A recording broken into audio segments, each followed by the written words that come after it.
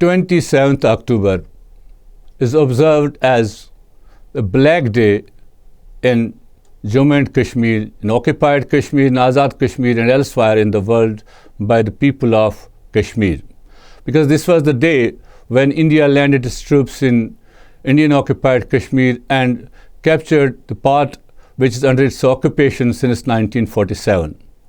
After that, India went to the United Nations, accepted the resolutions of the United Nations Security Council to give the people of Kashmir the right to decide their political future through free and fair plebiscite.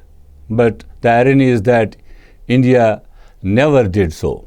And later on, day by day, India cemented its military occupation and then started muzzling the Kashmiris' peaceful resistance in occupied Kashmir. We saw thousands of people were killed, thousands disappeared, men, women, children of all ages were killed by the Indian army merely for demanding the right self-determination.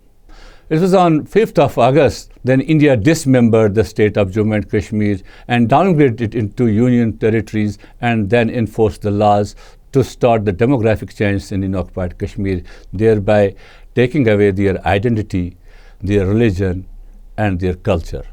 This is what India has done. So the people of Kashmir continue to resist against it. It's high time for the international community to call upon India to stop its barbarism in occupied Kashmir and give the people of Kashmir the right to decide their political future as decided by the UN Security Council. Otherwise, the peace in the region will remain elusive.